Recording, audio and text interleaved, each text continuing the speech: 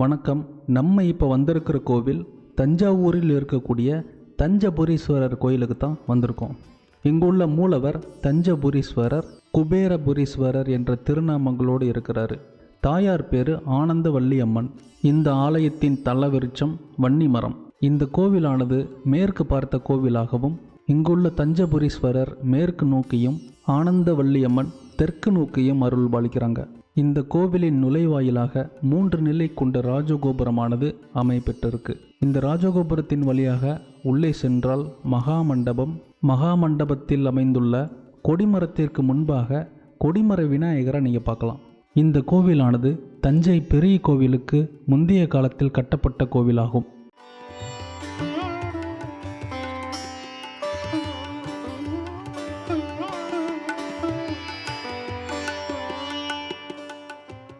இந்த தஞ்சபுரீஸ்வரர் சிவனை வைத்துதான் இந்த ஊருக்கு தஞ்சாவூர் என்ற திருப்பெயரானது அமைப்பெற்றிருக்கு. ஒரு மனிதன் இந்த பூமியில் பிறந்து பல இன்னல்கள் மற்றும் கஷ்டங்களுக்கு பிறகு மனிதனுடைய மனம் மற்றும் ஆத்ம நிலையானது இப்பூமியில் வாழும் பொழுது ஆலயத்தை நோக்கியும், இறந்த பின்பு பிரபஞ்சத்தை நோக்கியும் இறைவனிடம் தஞ்சம் புரிவதற்கு பயணிக்குது.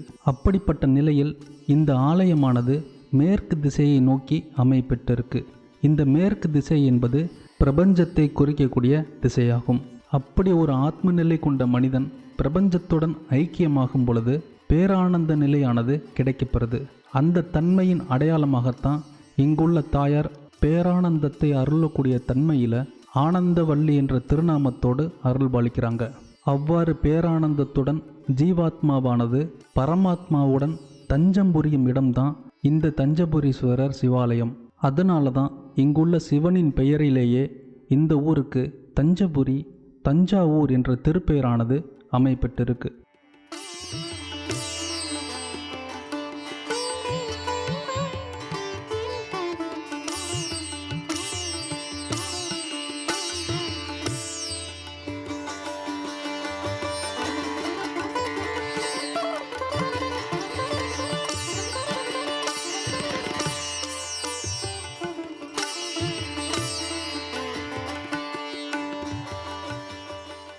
இலங்கையை ஆண்ட குபேரன் ராவணனால் தனது ஆட்சி மற்றும் செல்வ வளங்களை எல்லாம் இழந்து வெண்ணாற்றங்கரையில் நீராடி குபேரர் இவ்வாலயத்தில் தஞ்சமடைந்து இங்குள்ள சிவனை வழிபட்ட பிறகு இறைவனின் அருளால் மீண்டும் குபேரனுக்கு இழந்த அனைத்து செல்வங்களையும் இங்குள்ள கஜலட்சுமியால் கொடுக்கப்பட்டது.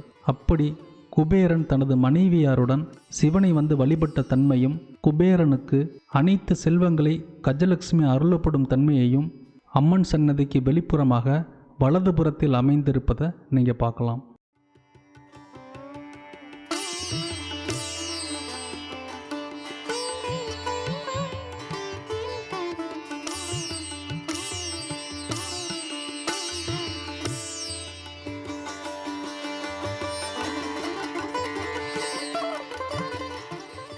இங்குள்ள சுவாமியை வழிபட்டுட்டு கோஷ்டத்தில் வலம் வரும் பொழுது மேற்கு புறத்தில் 4 லிங்கங்களுடன் துவாரபாலகர் இருக்கிறத நீங்கள் பார்க்கலாம். அதற்கு அடுத்தபடியாக ஒரே பீட வரிசையில் பால தண்டாயுதபாணி, 3 லிங்கங்களுக்கு அடுத்ததாக தட்சிணாமூர்த்தி இருக்கிறாரு மற்றும் கஜலட்சுமியுடன் சரஸ்வதி தேவி இருக்கிறத நீங்கள் பார்க்கலாம். நம்ம தட்சிணாமூர்த்தியை தென்முகமாக பார்த்துருப்போம். ஆனால் இந்த ஆலயத்தில் தட்சிணாமூர்த்தி கஜலட்சுமியோடு மேற்கிலிருந்து அருள் பாலிப்பது இந்த ஆலயத்துடைய தனி சிறப்பாக இருக்குது. இந்த கோவிலில் 2 தட்சிணாமூர்த்திகள் இருப்பது இந்த ஆலயத்துடைய தனி சிறப்பு.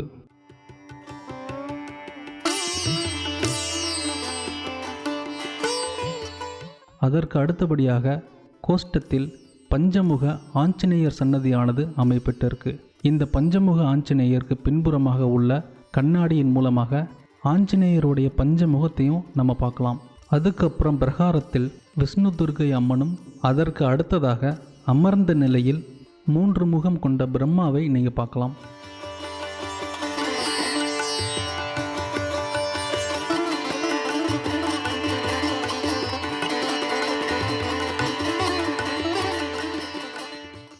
அதற்கு அடுத்தபடியாக சண்டிகேஸ்வரர் சன்னதியானது அமைப்பெற்றிருக்கு.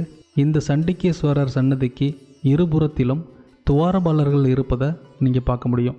அதற்கு அடுத்தபடியாக சண்டிகேஸ்வரரை வழிபட்டுட்டு தென்முக கடவுளான தட்சிணாமூர்த்தி சன்னதியும், அதற்கு இடப்புறமாக நடராஜர் மற்றும் தென்முகமாக வள்ளி தெய்வானையுடன் சுப்பிரமணிய சுவாமியான முருகன் இருக்கிறத நீங்கள் பார்க்கலாம். இவர்களுக்கு முன்பாக கோயிலுக்கு பின்புறத்தில் வன்னி மரத்தடியில் நாம் இழந்த சக்தியினை அருளப்படும் அமைப்பில் தென்முகமாக வன்னி மரத்தடி விநாயகர் இருக்கிறாரு.